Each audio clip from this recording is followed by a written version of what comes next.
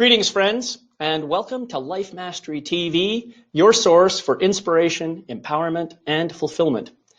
My name is David McLeod, and I am your Life Mastery coach, and I'm so glad that you've joined me today because we're going to have a really fun and interesting topic about the concept of perfection. Now, I don't know if you've ever noticed this, but in my experience, we all seem to have a kind of a love-hate relationship with perfection. It's one of those things that most of us seem to want, while in our minds we kind of secretly doubt we'll ever get it. In fact, you've probably heard things like this: nobody's perfect. Or perfection is a moving target. Or maybe the race for perfection just ends in disappointment. But today we're going to look at things a little differently. We're going to consider the possibility that maybe, just maybe, perfection is already here. Now, how's that sound? Sounds pretty exciting, doesn't it? So what if do you think it's even possible that we've simply missed it, or we've defined it incorrectly? Or what if there's simply a whole new way of looking at things? Well, my guest today actually believes in what he calls the great perfection. Oops. I just lost there's his image. And that is the topic of today's episode, and we're going to look at this in some detail.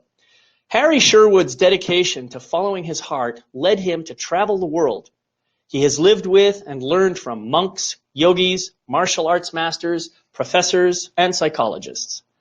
He has practiced thousands of hours of meditation while studying such varied disciplines as Tai Chi, Qigong, Kriya Yoga, and others. And the culmination of these experiences has led to the founding of his company called Consciously.org, a holistic organization dedicated to guiding people into fulfillment, transformation, and expanded awareness. Please welcome Harry Sherwood to the show. Hello. Hey, Harry, are you there? Man, yeah, I can see that my face is frozen. I would have been smiling if I had known that it would be frozen there. Yeah, I don't know what happened there. Maybe if you just briefly turn off your camera and then turn it back on, that might solve the problem.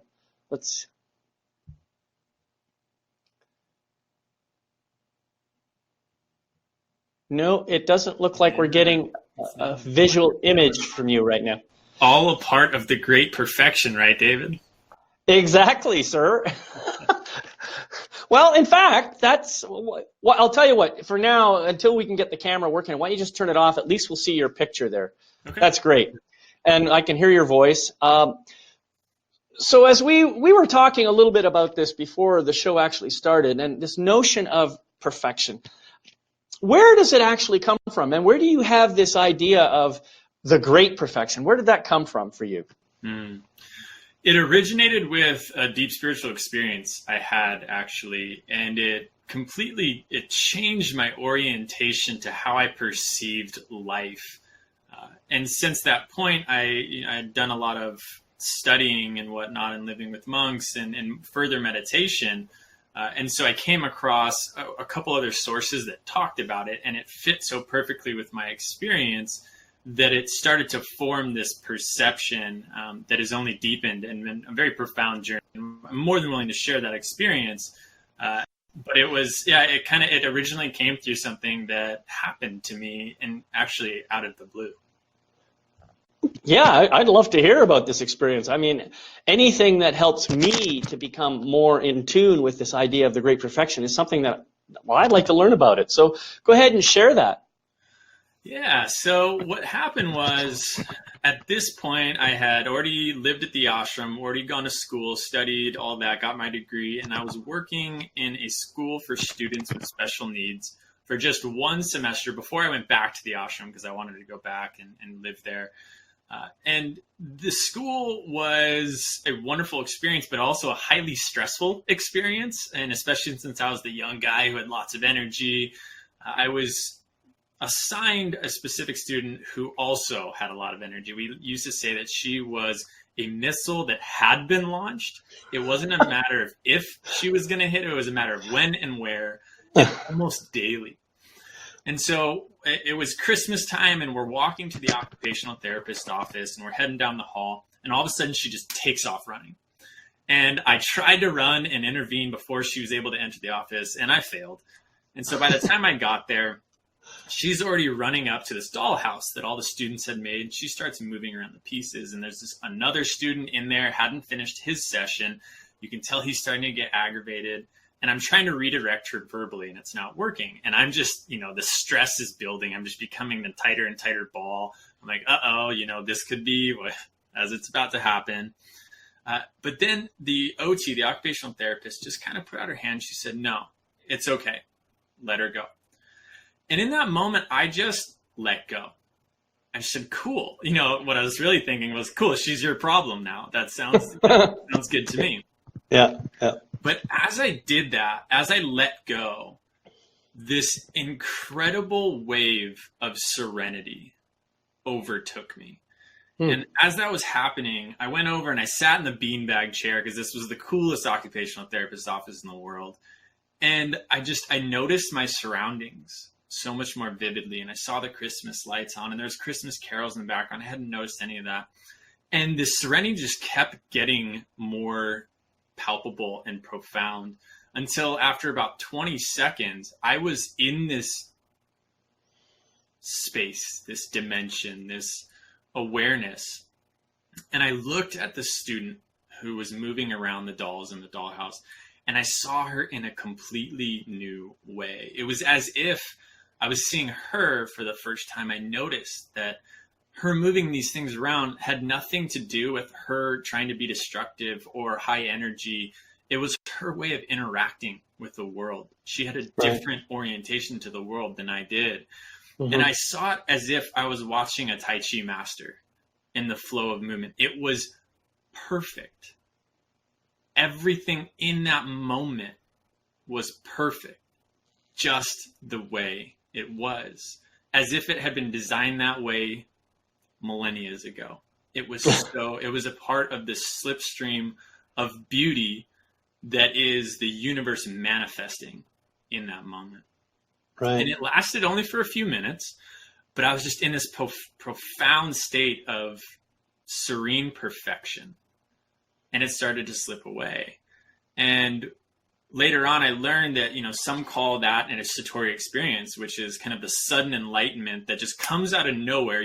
There was no meaning of trying to get anywhere, and that leaves once you've kind of stepped into that place. And it wildly changed how I perceive things that were once incredibly stressful, that were once, oh my gosh, this needs to change. I want to control it. I want to shift it, to recognizing that it has its own perfection, no matter how out there or stressful it may seem in the moment. Wow. I mean, that is beautiful. It sounds like an awesome experience. And I can relate a little bit to it in some of the different experiences that I've had in my life. But I think the key element that's coming up for me, that I don't know if this resonates for you or not, was all about the present moment. Being present and showing up and not having any judgments or stories or anything else about it that was going on, but just simply being present to it. I think that's kind of what you're talking about. Is that right? Absolutely. And the present moment is such a profound space and place to be in, and it's very, very much become a part of the focus of spiritual teachings nowadays. You have the Eckhart Tolle's Power of Now. You have, there's a book called The Presence Practice. A lot of different people highlighting the profound nature of the present moment. And this was absolutely, I think, one of the reasons why the moment is so profound, because it opens us, it pulls the veil back to that sacred dimension, that divine state of being that is here all the time. It only can be accessed through being present. Yeah. I totally agree with that. And I know that for myself, the challenge of being present isn't so much that the present moment is hard to find, but rather that my ego mind has so much to say and so much activity going on that it keeps me focused on either the past, like worrying about or concern or fear or anger or upset or whatever about the past, or worry about what's going to happen in the future. And so if I allow myself to stay in a place of engagement with my ego mind, then it's really impossible for me to stay or come into that present moment. But what's interesting is, as you said, you use the word let go. And I think that word is really, really powerful because it doesn't mean to give up. It means to simply release yourself from all the things you're trying to hang on to.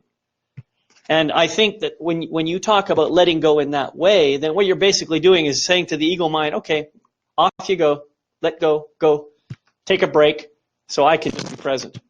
And if we can learn to do that more and more and more, then what happens is we can connect into that present moment for much more frequently and for longer periods of time. Yeah. Yeah, that's very well said. And I think what happened in that moment was there was just this, it's okay. And so what I took, you know, the ego mind charging up a situation and creating this very dense energy. And even to that, I said, it's okay. And this was mostly subconscious, but it was just like, you know, it's that breathe out. In the Buddhist tradition, there's the state of nirvana. And if you translate it, it's actually to breathe out, or it's the breath of letting go. And it's correct. That, you know, if we keep trying to hold on to life being a certain way, we're resisting life. But if it's okay. Even the ego mind being this nonstop restless cloud, can we also accept that? Can that be okay? And when we can truly let go and let things be as they are, we start to see the beauty in all things. Yeah, that's beautiful. And of course, I think ultimately one of the things that I teach is about acceptance. And acceptance of the ego mind, as you say, is critical. You know, it's one thing. I've heard many teachers, even some pretty well-respected teachers, say that you have to kill the ego mind. And I think that's a very dangerous teaching, because what you're saying is you're condoning a violent act to begin with. And secondly, you're painting a picture of the ego mind as being totally evil and it must be destroyed. And I don't think that that's true at all. I think the ego mind has its place. It certainly serves us in, you know, our navigating the physical world, and it has its place. And the problem is, I think, with our culture, the way our culture is all oriented towards left brain thinking and, you know, all logic and science and all the rest of that, we tend to favor the ego mind over the spiritual part of our being as part of our culture. And so we have even more resistance to the idea of letting go of the ego mind. So if we can recognize that there's actually two parts of us and accept both of them equally and love them unconditionally, then we create for ourselves this nirvana that you're talking about. Yeah. Yeah. And it's true. And I've heard a lot of the, you know, kill the ego as well. And I think it depends on how it's interpreted. Unfortunately, I do think most people are going to take that as creating war with the ego, must overcome it, must, you know, try to line up the ducks of the mind and all of that. And it becomes this, if you look at the Mahabharata in the Hindu tradition, I mean, it's this huge war that happens. And it's all this metaphor for the war with the psyche and overcoming the ego. So it is a path and it's a way. And I know that people have found their way through that.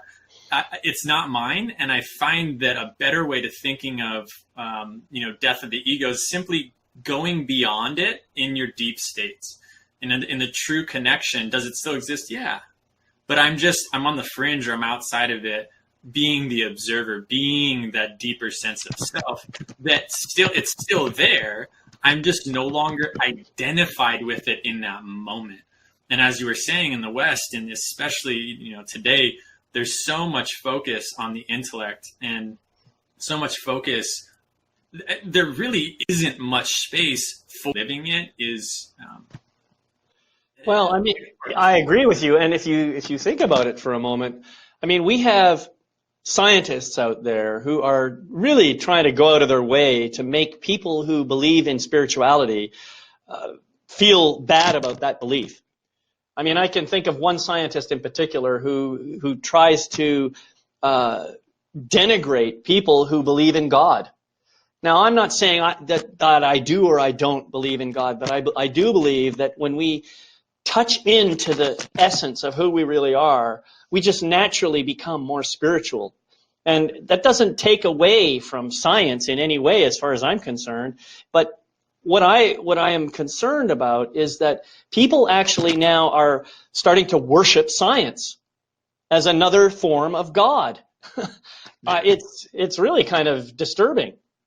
I mean, like you said, it's just another belief system. It's just another kind of thing that someone is choosing to believe in, and that's okay. And I think that there, in the swing back, over the last, I'd say 300 or 400 years, with the overemphasis on science, it's kind of a pushback based off of certain people's experience of religion. And so, unfortunately, what they're doing in certain cases is the exact same thing that they were running from. They're just polarizing the opposite side, right? Which is why I love something like quantum physics. That you see, they're doing, at least some quantum physicists and parapsychologists and people like that are trying to bridge the gap. Hey, these don't need to be two separate things. They can synergistically work together if we, look at the universe through these lens, which includes both sides. But some people aren't willing to take a look at it that way. Well, that's a really good point that you make. I never thought about it as the swing from one polarity to the other, but that is a good point. And yeah, I think I totally agree with you there. But I think in addition to that, we were talking about the ego mind, and the ego mind wants to have control, wants to keep us, focused on the physical stuff and all the rest of that. And you talked about earlier about the resistance piece and how we tend to resist what's right there in front of us in favor of our ego mind's model of the world. So, the ego mind is very much a kind of a fear-based organism that tends to find fault with things because it's always looking for ways to keep us safe. In that sense, it's actually a useful device. It's a useful tool to have around. Keeping me safe is a good thing. But it uses fear as its justification. And fear kind of creates this tension that you were talking about that makes it really hard to stay relaxed and present in the moment. Yes. I mean, and that's very well said. And it's the fear translates to physical tension, to mental tension, to resistance. And that resistance, so going back to that experience I had, since, that's the kind of the one we're focusing on, it's I let go of my resistance to what was in that moment. And when I did, I experienced what was already there. Yeah. And that is one of the biggest dilemmas that I see, even in the spiritual world, even in the ashrams that I've lived at, even with people who have been sitting in ceremony and all this stuff for years, is that they're still striving for something outside of themselves. And they're still coming at it from a place of, I need to achieve something else, somewhere else that isn't already here and now. Right. Creating resistance to who they are right now and to this present moment. But if we shift into full acceptance, which is much more Taoist, which is just surrender to the great flow of life, and we will open ourselves to what is already here, which is that sacred dimension, that divine connection to spirit, to whatever someone wants to call it, which is an incredibly profound state of being. But we're so resistant to life and ourselves in every moment that we're missing the thing that's right under our nose, which is what you were saying, this present moment. It exists in this present moment as this present moment. Right. Well, and the other thing is, you talk about acceptance. One of the things that I have learned for myself is just because you accept something as it is doesn't mean you necessarily agree with everything that acceptance happens to bring in. Mm-hmm. You may say, yeah, I see this is what is right now. And I also see that something else that is right now is my desire to shift it or to add something new to it or to, adjust things slightly so something else doesn't happen anymore. That's perfectly acceptable too. So it's important for us to understand that acceptance is not in any way capitulating to what is. It's just a way of saying, that's what it is. And part of the problem is, this is one thing I've learned, is you cannot accept something until you let all your filters and perceptions go away. You know, that's the problem. And I think, what was his name? I can't remember, Frederick Pearls or something like that. He had this great saying that was, nothing changes until it becomes what it is. And I remember when I first heard that, I thought, what? How can that be? I mean, something is what it is. I mean, it can't become what it is because it already is that.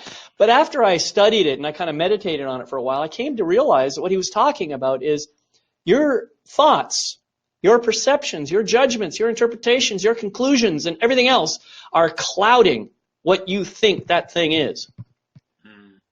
And so what you need to do is just let that stuff go away so that you can see it and accept it for what it is right now. Only then can you ever do anything to change it. Yeah, and that's beautiful. And I think that's seeing something for its true nature. You'll hear that phrase a lot in Buddhism, Zen Buddhism, our true nature, the true nature of life itself. And it's life without the clouded lens, as you're saying. Yeah. And it's such a profound place and state to be in.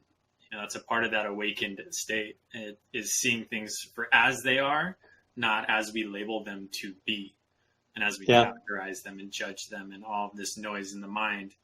So yeah, I mean, and it's such a profound place to be in. And one of the main things that I get when I talk to people about acceptance and true surrender, I mean, the number one thing that comes up is, so what are you telling me? Should I go become a beach bum?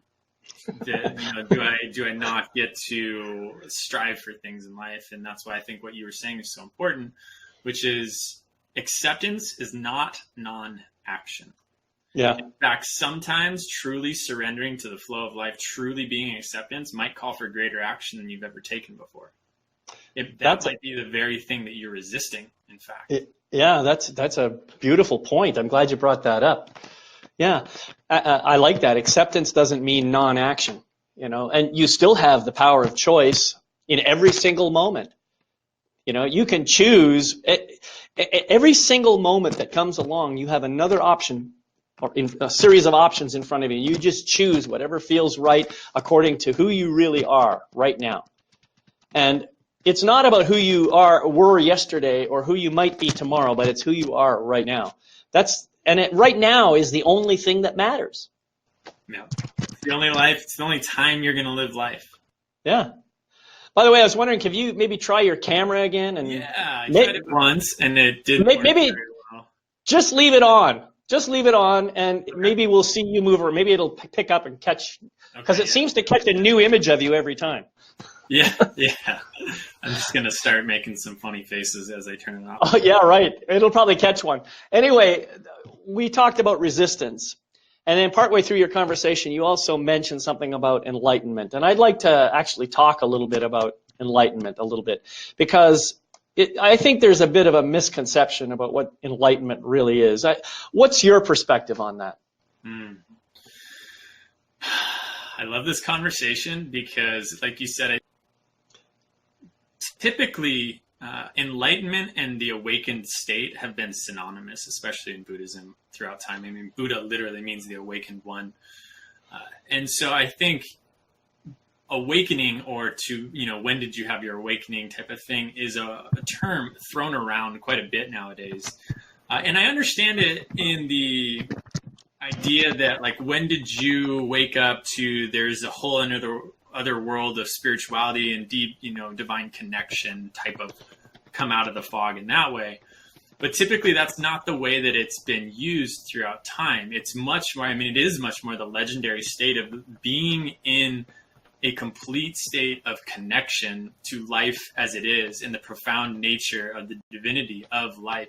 You are living in the sacred dimension as one with the sacred dimension. There is no longer a separation of Harry as an individual separate self from the universal self, from the universe in flow of that moment. They are now merged as one. They are in this synergistic dance that is this great perfection, this perfect flow of being and doing, of every opposite merge together in the yin yang to make this unified state of being. Right. And it's profound, and we can have hundreds of different spiritual experiences that all might show us a glimpse or bring us closer to it or help us understand it a little bit better. I like to say it pulls back the veil, even if only for 3 seconds. That can be such a powerful experience. But to be awakened versus experiencing it here and there, they are different things. And to be in that enlightened state of being is to be fully present to that state as you walk through life. Yeah, that's very, very interesting. And I think my perspective, first of all, I like what you say about this connection with all that is. I think that's really important. Because of our ego minds and because of the way we live our lives on the physical realm, it's easy to see ourselves as separate and distinct entities, if you like. But of course, even now with quantum physics even is starting to show that we're all made of the same stuff and we're virtually all physically connected, even though we may not feel that way through the 5 senses that we have to help us navigate our way in the world.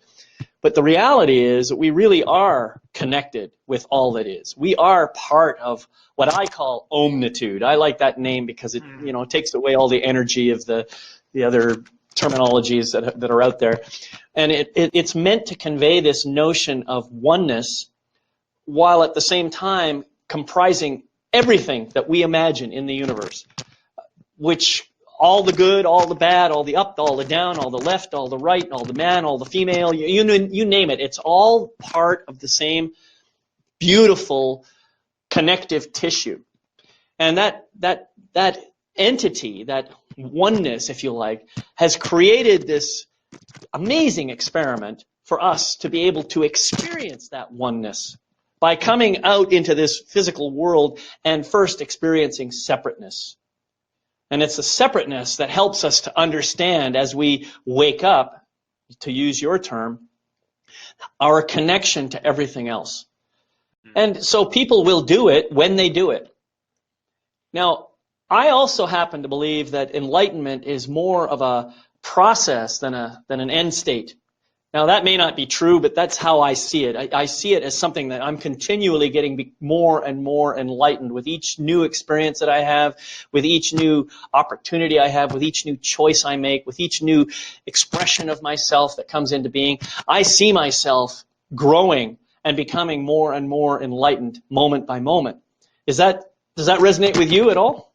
Yeah, well, what's interesting about that, I'm not sure if you're familiar with the Shobo Genzo. It's a Zen Buddhist text, I guess you could say, but very similar perspective there, that the practice of sitting in meditation, your practice of sadhana, which is your spiritual life, your spiritual walking, is enlightenment, is the unfolding of enlightenment, is in itself enlightenment. So it's a very powerful perspective. And I think that the end state of full enlightenment versus the unfolding of it, I don't think that they're separate, but I think just within the conversation of what is there an end state, what does that look like, versus the gradual unfoldment.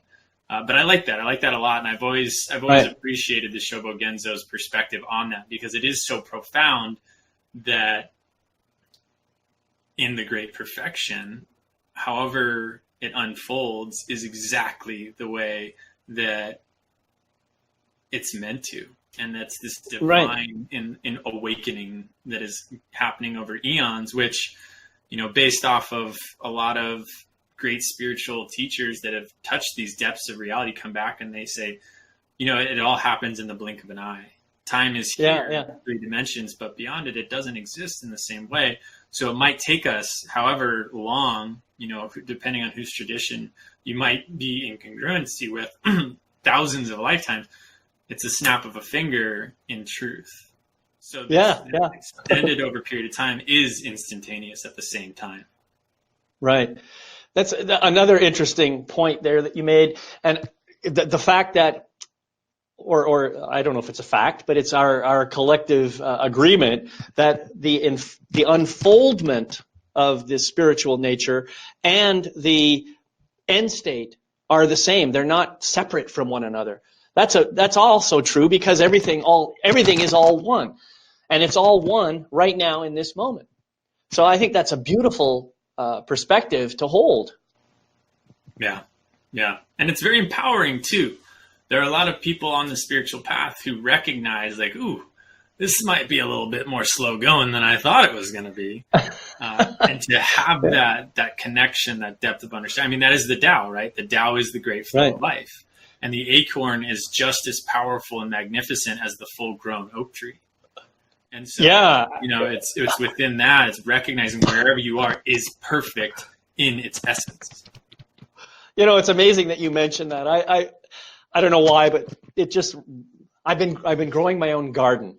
And it's just, I've got carrots and lettuce and a few other things. I got some squash in there. And what really amazes me when I look at that is I planted these tiny, tiny, tiny little seeds. And what happens is the plants just grow and grow and grow. And I'm thinking, the plant that's growing there wasn't in the seed. But the seed had the potential to drawing energy from the universe somehow to pull and create this amazing, beautiful creature that exists in front of me. Mm. And I think it's such an amazing thing how we can just marvel at little tiny aspects of life like that for just for a brief moment. Mm. Yes. And nature is one of my favorite ways to connect. And I think it's one of the most natural ways to connect to that sacred space. And we recognize that the life in the plant is itself a deeper connection if we're present with it. And it's a really profound way to find that and to live with that and to connect with that. Yeah, that's so true. So now we've moved past, we've talked about resistance, we've talked about enlightenment, and now we're moving into the realm of spirituality. And spirituality, of course, is going to be different for everybody. But ultimately, I think what you and I are saying here, and I really feel this strongly, is that we both agree that somehow we're all connected to all that is. And that all that is mostly just pure consciousness, pure energy, pure creativity, all kind of rolled into one big, giant, beautiful ball that manifests in so many amazing and magnificent ways throughout our universe, and maybe even beyond our universe. We tend to think that because of our natural tendency to look for beginnings and endings and for boundaries and all the rest, we tend to think of things as being finite. And it's easy for us then to assume that something like the universe might also be finite. And therefore, what's on the other side? Yeah. And I think that's, a unified perspective. And what's interesting to me is that there are all sorts of different teachings in spirituality about, how did creation begin? Where does it come from? All the different levels of dimensions and higher states of being and the original intent and what is our purpose? Why was this created? All these things. And they're all fantastic and wonderful. And if someone comes to experience something like that, even more wonderful. That's phenomenal. But something that is incredibly profound, and I heard this is Alan Watts. Actually, I was listening to one of his things as I was meditating, and it hit home so hard, and it's so profound. And what he was saying is, he said the thing that he really likes about Taoists and Taoism is they say it doesn't matter what dimension where you are, if you're in the angelic realms or in the lowliest realms, if you're here on earth as a human or a plant, whatever it is, if you recognize the purpose of being, which is being in a state of connection to the isness, to the all, and if we can become conscious of that, it does not matter where you are. It literally, you could be anywhere in any level of cosmos beyond the physical, and it's the same thing, because you recognize that the highest and the most connected is simply you right now being connected. It makes no difference what life form you are, where you are on your journey. It's right now in this present moment, being spiritually connected. Beautiful. Beautiful. Yeah. And so profound.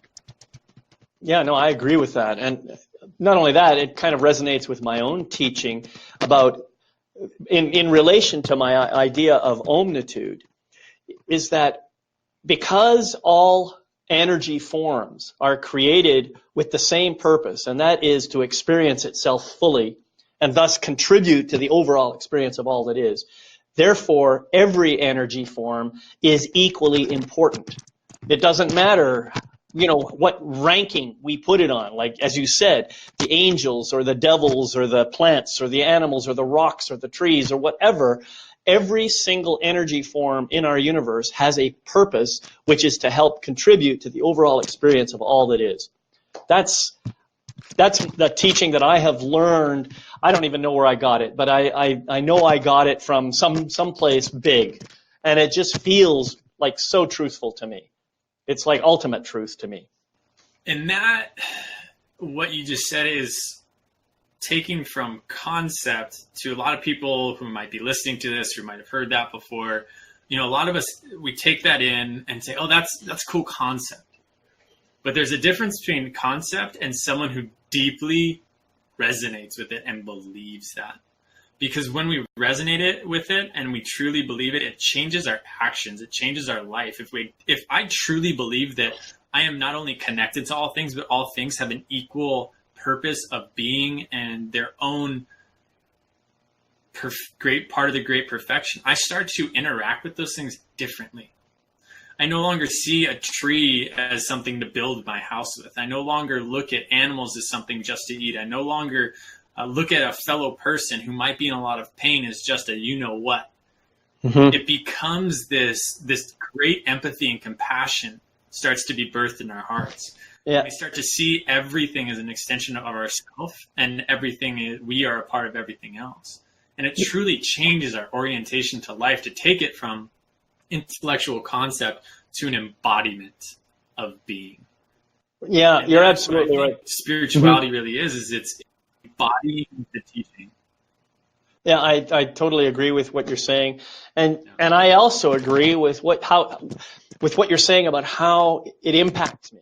The fact that I have chosen to believe that, and I try to share that belief with others. The fact that I believe it now really does have a significant impact on the way I show up in the world. I definitely see everything now with a much bigger open heart than I ever did before I started doing this work. And it's not something that happened instantly, although in the grand scheme of things, I suppose it was in the blink of an eye. But it's over a lifetime on this planet, in this world, in the 60 some years that I've been around. And that's the thing that a lot of people don't understand is it can take an instant for this to happen for some people. Like, for example, I think Eckhart Tolle had that kind of an experience. Or it can take a longer period of time, like it has for me, like maybe 15 or 20 years. The timing isn't even relevant. What's important is that you are waking up and seeing this shift and becoming more connected to all it is. I think that's what's important. Yes. And I think that's an incredibly important point you just made, and something that one of my greatest realizations that's only happened in like the last, year and a half has been how profoundly thankful I am for time. Time, one of my greatest teachers. It is by far brought profound wisdom has ever experienced. Forces us to slow down. It is, and it allows is take you 20, 30, 40, 50 years, because in the unfoldment of the great perfection during that time, you're going to see it happen all intricately beautiful way. And so right. 10 seconds or 10 years, 100 years, the ultimate right. Time only connecting, just maintain our head. Yeah. And the other thing that Tony I, Robbins, go a ahead. lot of people overestimate, but they in a decade. Yeah. Yeah. You hear that? They underestimate what they can do in a decade. They can do. It is just pretty. Most people are in a rush. I think I'm glitching and coming in a little late here. Yeah. This has been awesome, really awesome. And, I wanted to come back to something that you said a moment ago, and now it's kind of spacing out. This is the thing that happens when you get to be my age. Things kind of go in and out. But what you were saying was about the whole notion of how long it might take. And as you say, not even being concerned about that length of time. If you can appreciate where you are right now, no matter whether it's, something that you are happy about or not, if you can simply appreciate it and accept it and recognize that you got here, where you are right here in this moment right now, because of all of the decisions and choices and actions that you have made in the past. Furthermore, whenever you encountered an obstacle in the past, you somehow got around it or over it or under it or through it because here you are. And so what makes you think that the next obstacle is going to be impossible for you to pass? This is a beautiful thing for people to be aware of, and something that I teach all the time, and something that I had to learn for myself, in kind of the hard way, if you know what I mean.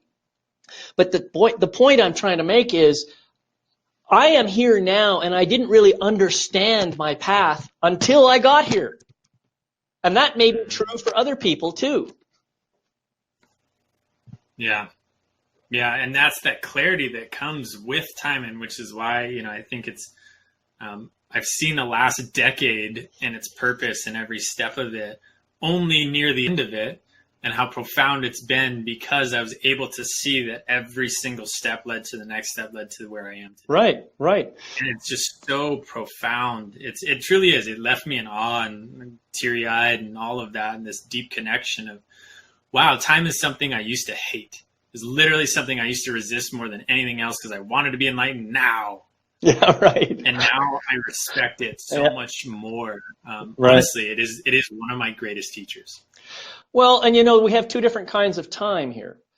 We have, I think we have one called chronos, which is like, the passage of time on a clock. And then we have another one whose name I'm not sure I got right. I think it's called kairos time, which is how long something takes. For example, we talk about the birth of a child. Usually it takes about 9 months, right? So we can plan approximately 9 months, but we don't know exactly when that child's going to be born. That child's going to be born in its own time. And the same could be said for the blossoming of a flower or the baking of some bread or any of that stuff. That's the kairos time that I'm talking about, how long it takes. And so you're talking about those two different concepts. And I think that when we first look at something, we imagine it's just going to be so hard and so difficult and it's going to take forever. And that's our ego mind talking. And I remember when that happens to me, I just remember Lao Tzu's quote, which was, the journey of 1,000 miles begins with a single step. And if you don't take that first step, you're not going anywhere. Yeah. That's the key to take away from this. Now, I wanted to come back to our conversation and just kind of wrap up with our final point here about holism. Now, I know roughly what you mean by holism, but I'd like you to explain it to our audience so they know what you mean by it. It's kind of this conversation encapsulated what we've been talking about. It's recognizing that we are larger than just the sum of our parts. We aren't just a physical body. We aren't just a mind. That there is this larger connection with all things around us on the physical, the mental, the spiritual, and living a lifestyle that parallels that. Stress and anxiety, that could be physical, could be mental, could be above. So it's treating myself as a whole being and recognizing that I am this wonderful web of different things make up this of wholeness. And it's whole, as you were the omnitude things, that is the wholeness. We are all part, are all different than the orange. Yeah, right. Exactly. Yeah, I like that. That's beautiful. And it's truly right. To live a life. Sorry, Harry, I think I stepped on you there because I thought you had stopped talking and I was saying something, and right after you said vitamin C in the orange, that was the last thing I heard. So sorry about that. I didn't mean to step on you. No, I think I'm a little behind. I think I'm glitching a little behind. Okay. Yeah, that idea of wholeness, of all being part of the bigger picture, of all being part of that omnitude, that's an important aspect of it. But even here on the physical plane, I think it's important for us to remember holism in the sense of heart, body, mind, and soul. We tend to, focus a lot of attention on the mind and the body and not so much on the heart and the soul. And I'd like to see us kind of bring those pieces together a little more as we continue our personal growth and we continue to move towards enlightenment, for want of a better term. Because I think what that does is it helps us to develop compassion and forgiveness that you talked about before, and they become kind of like the centerpieces of our lives. And this, of course, just eventually leads us to have much deeper appreciation and gratitude for the perfection of all that is. Yeah. Well said. Well, thank you. Nothing to add. Sounds good. Okay. Well, Harry, it's been an awesome time having you here on the show. I love this conversation. I wish I could have seen you more during the conversation, but that's part of the perfection too. I was able to experience you without seeing your image on the screen, and that's a nice feeling for me. Yeah, and I appreciate you having me on. And like you said, it happened for whatever reason it happened for. And if I'm ever on again, I'll hopefully have better internet service at that point. Yeah, well, we'll certainly have to make that happen. But meanwhile, I just want to thank you for being here. And I want to thank everybody else for watching today's show. Remember, you can catch all the recordings of this and all other previous shows on my website at life-mastery-tv.com. And as you go through your week, I invite you to continue your practice of the Life Mastery mantra every single day. It goes like this. I gratefully forgive the imperfect being I have been in the past. I gratefully accept the magnificent being I am right now. I gratefully welcome the evolved being I am becoming in each new moment. Thanks again for being here. Until we meet again, I am David McLeod, your Life Mastery Coach, wishing you love, light, and blessings on your journey. See you next time. Bye-bye.